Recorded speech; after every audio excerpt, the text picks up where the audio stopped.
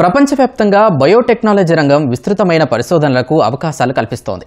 అలాగే యువ పరిశోధకులు ఇందులో అనేక అవకాశాలు అందిపుచ్చుకుంటున్నారు. విదేశీ విశ్వవిద్యాలయాల్లో వీటికి ఉన్న డిమాండ్ అంతా ఇంతా కాదు. సరిగ్గా అటువంటి అవకాశాలను దక్కించుకునేందుకు ఆంధ్ర యూనివర్సిటీ సైతం ప్రయత్నాలు మొదలుపెట్టింది. అసలు ఇక్కడ జరుగుతున్న పని యువతకు ఏ విధంగా స్ఫూర్తి ఇవ్వనుంది? ఆ అంశాలపై దాఖలైన పేటెంట్ల వివరాలు ఇప్పుడు తెలుసుకుందాం. ఆంధ్ర విశ్వవిద్యాలయం బయోటెక్నాలజీ విభాగం విద్యార్థులు 29 పేటెంట్లకి దరఖాస్తు చేశారు. ఇవి తుది దశలో ఉన్నాయి. వీటికి సంబంధించి సాధారణమైన మైగ్రేన్ తలనొప్పి దాన్ని గుర్తించే కిట్ ని తయారు చేసిన బృందంతో మనం మాట్లాడుతున్నాం. ఇక్కడికి వచ్చిన తర్వాత మా క్లాస్లోనే చాలా మంది అండ్ మా relatives also suffering from migraine. వాళ్ళు ఏంటంటే కొంతమంది ఇలా కండిషన్స్ ఉన్నాయని చెప్పుకోగలుగుతున్నారు, కొంతమంది వాళ్ళ కండిషన్స్ ఏంటో కూడా చెప్పుకోలేక సివియర్ పెయిన్ ఉన్నా కానీ అలానే సఫర్ అవుతున్నారు. కొంతమంది ఏంటంటే డాక్టర్స్ దగ్గరికి వెళ్ళినా కానీ ప్రాపర్ డిటెక్షన్ కిట్ అనేది లేకపోవడం వల్ల లైక్ టైఫాయిడ్కి బ్లడ్ టెస్ట్ ఎలా చేస్తారు, అలా సమ్ కిట్స్ ఉన్నాయి కొన్ని డిసీజెస్కి. బట్ మైగ్రేన్కి డిటెక్ట్ చేయడానికి ప్రాపర్ కిట్ అనేది లేకపోవడం వల్ల డాక్టర్స్ కూడా ఫిజికల్ ఉన్న కండిషన్స్ బేస్ చేసుకుని ఇలా నిర్ధారిస్తున్నారు మైగ్రేన్ అని. బట్ ప్రాపర్ వేలో సైంటిఫికల్గా దాన్ని ప్రూవ్ చేయడం అనేది ఇప్పటివరకు జరగలేదు. సో దాన్ని బేస్ చేసుకుని మన బాడీలో మైగ్రేన్ ఉన్నప్పుడు ఏవైతే ఇన్ఫ్లమేటరీ మార్కర్స్ అనేవి చేంజెస్ అవుతున్నాయో వాటన్నిటిని కనుక్కోవడానికి ఒక కిట్ ప్రిపేర్ చేస్తే బాగుంటుందని మా టీం మెంబర్స్ అంతా మేము అనుకొని మా ప్రొఫెసర్ అయిన Bharatalakshmi madam, she professor emeritus in zoology department Andhra university, ఆవిడని అప్రోచ్ అవడంతో ఆవిడ సార్ రవికిరణ్ సార్ని కొలాబరేట్ అయ్యి మాకు ఈ ఐడియా అనేది సార్తో షేర్ చేసుకోవడం వల్ల ఇక్కడికి వచ్చాక మేము ఇక్కడ ఉన్న ఎక్విప్మెంట్ని అలానే సార్ మాకు ఇచ్చే పుషప్ని యూజ్ చేసుకొని ఇంకా ముందుకి ఈ కిట్ని ఎండప్ తీసుకురావడానికి ప్రజెంట్ ప్రాసెస్ చేస్తున్నాము. అండ్ త్వరలోనే ఆ కిట్ అనేది మేము పబ్లిక్గా డిజైన్ చేయబోతున్నాం. మాకు ఈ ఐడియా వచ్చిన తర్వాత మేము అసలు ఈ డయాగ్నోసిస్ కిట్ ముందు ఎవరైనా తయారు చేశారా లేదా అనే ఆర్టికల్స్ అవి చదివాము. దాని తర్వాత దీనికి ఏ రకమైన కన్ఫర్మేషన్ కిట్ అనేది లేదు అని చెప్పి మేము కన్క్లూజన్కి వచ్చి సార్తో చెప్పాం. తర్వాత చెక్ చేసిన తర్వాత ఇంకా దీన్ని 2 ప్రాసెస్ కింద చెయ్యాలి అని చెప్పి అనుకున్నాం. అంటే బ్లడ్ అండ్ యూరిన్ శాంపిల్స్ తీసుకొని ఈ రెండింటి ద్వారా మైగ్రేన్ ట్రిగర్ అయినప్పుడు మనకి ఆ శాంపిల్స్లో వచ్చే బయోమార్కర్స్ అండ్ ఇన్ఫ్లమేటరీ మార్కర్స్ ద్వారా మనం మైగ్రేన్ ఉంది అని చెప్పి మనం టెస్ట్ చేయొచ్చు. ఇది ఈ కిట్కి సంబంధించిన విద్యార్థులను చెప్తున్న సమాచారం. ఇక మరో బృందంతో మాట్లాడే ప్రయత్నం చేద్దాం. కండరాల క్షీణత అనేది ఒక వంశపారంపర్యంగా ఎదురయ్యే సమస్యల్లో ఒకటి. దీనికి సంబంధించి కూడాను దానికి ఒక సొల్యూషన్ ని కనిపెట్టడం కోసం, అలాగే ఉన్న సొల్యూషన్స్ కంటే ఇప్పటివరకు మానవాళికి దొరికిన సొల్యూషన్స్ కంటే బెటర్ గా ఏది వస్తుందన్న దాని మీద కూడాను ఇక్కడ వీళ్ళు పనిచేయడం జరుగుతుంది. ఈ డిసార్డర్ అనేది యాక్చువల్లీ డిఎన్ఏ లెవెల్లో డిఎంపీకే జీన్ అనేది మ్యూటేషన్ అవ్వడం వల్ల ట్రాన్స్లేషన్ జరిగి ఎంఆర్ఎన్ఏ అనేది ఉన్నదానికన్నా ఎక్కువగా అక్యుములేట్ అయిపోతుంది అనమాట న్యూక్లియస్లో. సో దీన్ని చాలా జాగ్రత్తగా మనం పంపించే ప్రోడక్ట్ కానీ ఈ మాలిక్యూల్ కానీ చాలా జాగ్రత్తగా వెళ్ళి స్పెసిఫిక్ టార్గెట్ సెల్స్కి వెళ్ళి ఇది క్యూర్ చేస్తుంది, యాక్చువల్లీ ఎఫెక్టివ్నెస్ తగ్గిస్తుంది అనమాట. సో మేము ఏం చేస్తామంటే స్మాల్ మాలిక్యూల్స్ SIRNA అనే స్మాల్ మాలిక్యూల్ని మేము డిజైన్ చేసి సెన్సిస్ చేసి ఆ న్యూక్లియస్కి పంపించి ఏదైతే ఎక్కువైపోయిన RNA ఉందో దాన్ని తగ్గించేలాగా మేము అనుకున్నాం అనమాట. సాధారణంగా ఇంట్లో మూషికాలు ఉంటే అవి చేసి మొత్తం బట్టలను కొట్టేయడం కానీ లేకపోతే సామగ్రిని కొరికేయడం ఇవన్నీ సర్వసాధారణంగా జరిగేది. ఇంట్లోనే చనిపోకుండా బయటికి వెళ్ళి చనిపోయే విధంగా చాలా మార్కెట్లో మందులు అవన్నీ ఉన్నాయి.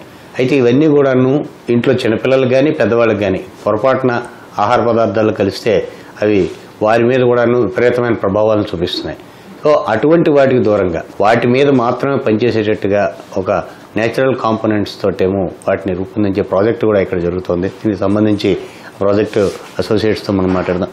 న్యాచురల్గా యొక్క రోడెంటిసైడ్స్ని ఎలాగా తయారు చేయాలనే దాని మీద మేము వర్క్ చేస్తున్నాము. రీసెంట్గా మా కొలీగ్ మృదులతో మేము డిస్కస్ చేసుకున్నప్పుడు ఒక ప్లాంట్ గురించి చెప్పారు.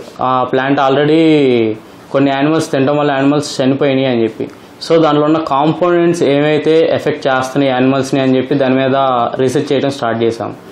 అయితే ఇంకా ఆ ప్లాంట్ అనేది పెంటాలినో ల్యూటేనియం. ఈ ప్లాంట్ నుంచి వచ్చే లాటెక్స్ అనేది, ఈ లాటెక్స్ కొంచెం యానిమల్స్ ఏదైనా తిన్నా కానీ అవి వెంటనే చనిపోతూ ఉంటాయి. సో ఇవి మాలిక్యులర్ లెవెల్లో ఎలాగా దాన్ని ఎఫెక్ట్ చేస్తుంది యానిమల్స్ని అనే దాని మీద రీసెర్చ్ చేస్తుంది. మధుమేహ రోగులు ఇన్సులిన్ కోసం ప్రతినిత్యం ఇంజెక్షన్ రూపంలో కానీ టాబ్లెట్ల రూపంలో కానీ వేసుకోవాల్సిన అవసరం ఏర్పడుతుంది. వారికి సహజంగా ఇన్సులిన్ తయారయ్యే విధంగా పళ్ళు కానీ కూరగాయలతో కానీ వీటితో ఇన్సులిన్ తీసుకునే విధంగా ఆ ఆలోచనకి సంబంధించి ప్రయోగం చేస్తున్నారు. ఈ ఇన్సులిన్ ఇంజెక్షన్స్ తీసుకోవడం వలన ఏంటంటే డైరెక్ట్ ఇన్సులిన్ అనేది బ్లడ్లోకి వెళ్తుంది. ఆ బ్లడ్లోకి వెళ్ళేటప్పటికి అది లెవెల్స్ ఎక్కువ అవడం వలన షుగర్ లెవెల్స్ అనేవి డ్రాప్ అయిపోతాయి అన్నమాట. ఈ డ్రాప్ అయిపోవడం వలన వాళ్ళకి తల తిరగడం కానీ లేకపోతే వాంతులు రావడం కానీ కొన్ని టైమ్స్ ఏమవుతుందంటే ఎక్స్ట్రీమ్ కండిషన్స్ అవుతుంది అన్నమాట. కోమలోకి వెళ్ళిపోవడం కూడా జరుగుతుంది. సో ఇలాంటివన్నీ జరుగుతున్నాయి కదా, దీనికి ఏమైనా లైక్ ఈ ఇంజెక్షన్ కాకుండా నార్మల్గా మనం ఏమైనా తినే పదార్థాల్లో పెట్టి ఇవ్వచ్చా అనేసి నేను నా ఫ్రెండ్ ఆలోచించుకొని వచ్చినప్పుడు మాకు ఒక ఐడియా వచ్చిందనమాట. సో నార్మల్గా ప్లాంట్ టిష్యూ కల్చర్ని యూస్ చేసి మనం ఒక genetically modified fruit or vegetable ఏదైనా తయారు చేస్తే దాంట్లో ఇన్సులిన్ ఉండేటట్లుగా చేస్తే వాళ్ళు అది తినే పదార్థాన్ని తిన్నప్పుడు మనం జీర్ణించుకుంటాం కదా, మెల్లగా జీర్ణం అయ్యి స్లోగా ఇన్సులిన్ అనేది రిలీజ్ అవుతుంది అనమాట బాడీ. ఈ స్లోగా రిలీజ్ అవడం వల్ల ఏంటంటే మెల్లగా వెళ్ళడం వల్ల గ్లూకోజ్ లెవెల్స్ కూడా మెల్లగా తగ్గుతూ స్టడీగా అలాగ ఉంటాయి అన్నమాట. ఒకేసారి తగ్గిపోయి నీరసం అలాంటివి ఏమి అనిపించకుండా ఉండడానికి కొంచెం బాగుంటుందని ఆ ఐడియాతోటి మేము అలాగ ఆలోచించి స్టార్ట్ చేసాం. మానవాళికి సవాల్ విసురుతున్న దాంట్లో థైరాయిడ్ కూడా ఒకటి. ఈ థైరాయిడ్కి సంబంధించి కూడా ఇక్కడ ఒక ప్రత్యేకంగా ఒక అంశాన్ని వీళ్ళు గుర్తించడం జరిగింది. దానికి సంబంధించి కూడా వీళ్ళు ఒక ప్రాజెక్ట్ తయారు చేసుకోవడం జరిగింది. దానికి సంబంధించి విశేషాలు మనం తెలుసుకుందాం. సో జనరల్గా ఈ రోజుల్లో చూసుకుంటే థైరాయిడ్ అనేది మోస్ట్ కామన్ డిసీజ్ అయిపోయింది. అందులో 2 టైప్స్ ఉంటాయి, ఒకటి hypothyroid and hyper thyroid.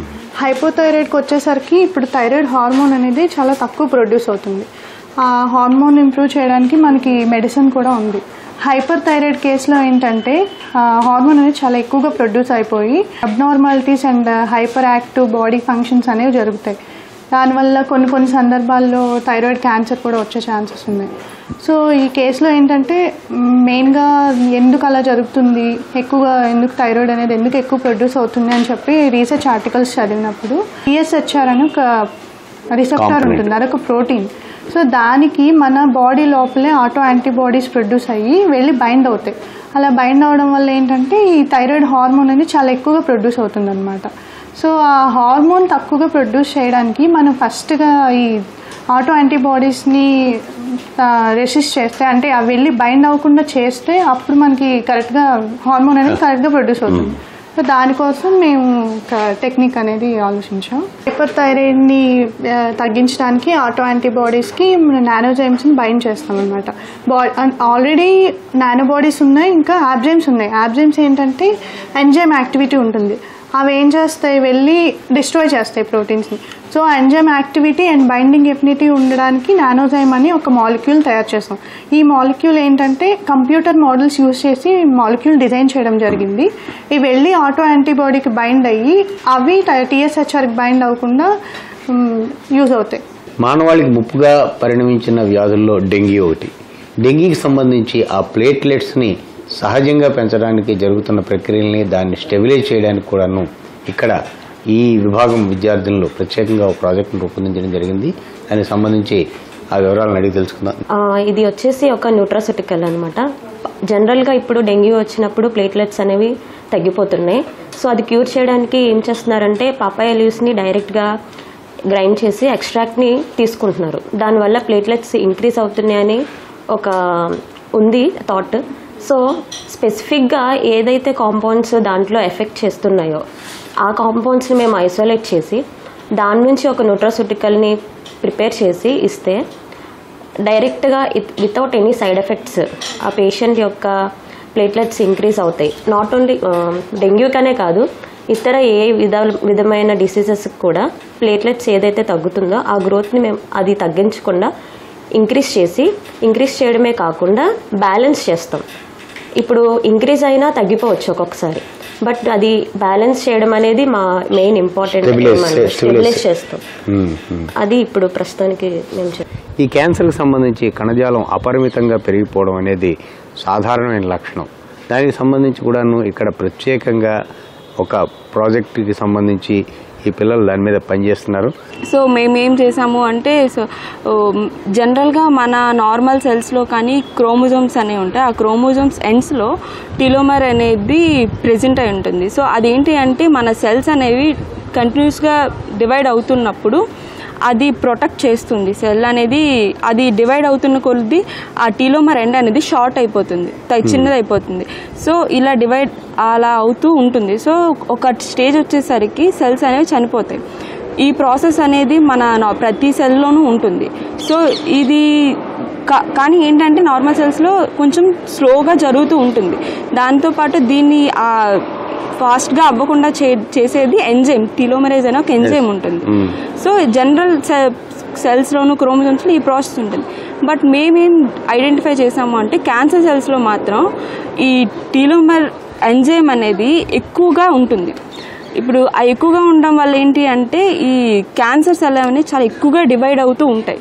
So ఈ డివైడ్ అవ్వడం వల్ల జనరల్ ప్రాసెస్లో అయితే డివైడ్ అవుతూ ఆ సెల్స్ చనిపోవాలి. కానీ ఇక్కడ అది జరగట్లేదు. రీజన్ ఏంటి అంటే ఆ టీలోమరేజ్ ఎంజైమ్ అనేది ఎక్కువగా ఉంది. ఆ ఎక్కువగా ఉండడం వల్ల ఆ క్యాన్సర్ సెల్స్ చనిపోవడం లేదు. మేమేం చేసాము అంటే ఈ టీలోమరేజ్ ఎంజైమ్ని మనం ఆపగలిగితే సో అక్కడ సెల్స్ అనేవి చచ్చిపోతాయి, అంటే కంటిన్యూ ఎలాగో డివైడ్ అవుతూ ఉంటాయి. సో ఆ డివైడ్ అవుతూ ఉండి అవి ఆటోమేటిక్గా చచ్చిపోతాయి. సో దానివల్ల మనం క్యాన్సర్ అనేది కంట్రోల్ చేయొచ్చు. సో అనేది మేము ఐడెంటిఫై చేసాము. ఆంధ్ర విశ్వవిద్యాలయం బయోటెక్నాలజీ విభాగంలో జరుగుతున్న పరిశోధనలపై దానికి సారథ్యం వహిస్తున్న రవికిరణ్ గారు ప్రస్తుతం అవుతున్నారు. రవికిరణ్ గారు, మీరు మొత్తం ఎన్ని పేటెంట్లు మీ దగ్గర ఎంతమంది స్టూడెంట్స్ వర్క్ చేస్తున్నారు? ఎన్ని పేటెంట్లు మీరు దరఖాస్తు చేశారు ఇప్పటివరకు? ఇప్పటివరకు దాదాపుగా ఒక 25-30 మంది స్టూడెంట్స్ ల్యాబ్లో వర్క్ చేశారండి, డిఫరెంట్ ప్రాజెక్ట్స్. ఈ ప్రాజెక్ట్స్ మీద బేస్ అయ్యి మేము 29th పేటెంట్ మన రీసెంట్గానే ఫైల్ చేసాం. ఇందులో ముఖ్యంగా నేను చెప్పాల్సింది ఏంటంటే స్టూడెంట్స్ వాళ్ళ ఐడియాతోటి నా దగ్గరికి రావడం వల్ల నేను నా ఎక్స్పీరియన్స్ని ఉపయోగించి వాళ్ళని గైడ్ చేసి ఒక పర్టికులర్ పాత్లో పెట్టడం జరిగింది. సరే, ఈ పేటెంట్లు ఫైల్ చేయడం ద్వారా వీళ్ళకి జరిగే లబ్ధి ఏంటి? సో ఇప్పుడు ఆంధ్ర యూనివర్సిటీలో ఐపీఆర్ సెల్ అని స్పెషల్ ఆఫీస్ ఒకటి ఉందండి. వాళ్ళు ఏమన్నారంటే ఇప్పుడు ఈ పేటెంట్లన్నింటికి కూడా అప్లికెంట్ ఓనర్షిప్ ఆంధ్ర యూనివర్సిటీకి ఉంటుంది. మేమేంటంటే నేను ఫ్యాకల్టీ ప్లస్ వీళ్ళు స్టూడెంట్స్ మేమందరం కూడా ఆంధ్ర యూనివర్సిటీలో ఉన్నాం కాబట్టి మేము ఇన్వెంటర్స్ కింద లిస్ట్ చేసి ఉంటాం అందులో. వాళ్ళు ఇనిషియల్గా మాకు చెప్పింది ఏంటంటే ఏదైనా సరే పేటెంట్ కమర్షియలైజ్ అయింది అంటే దాదాపు ఒక 70% దాకా ఇన్వెంటర్స్కి మేము షేర్ చేస్తామన్నట్లుగా చెప్పారు. సో దానివల్ల ఇన్వెంటర్స్ ఎంతమంది అయితే అంతమందికి కూడా అది లాభమే. ఇప్పుడు ఇందులో కూడా మేము ఫైల్ చేసిన 29 పేటెంట్లలోనూ మొన్న ఎంఎస్ఎంఈ వాళ్ళు ఫండింగ్ కోసం అని చెప్పేసి ఆర్గనైజ్ చేసిన కాంపిటీషన్లో 4 ఐడియాలు షార్ట్ లిస్ట్ అయ్యాయండి. ఇది ఈ ఆంధ్ర విశ్వవిద్యాలయం విద్యార్థుల్ని మార్గదర్శనం చేస్తున్న రవికిరణ్ గారి మనోగతం. Camera Srinivasarao, Kurmaraju, ETV news, Visakha.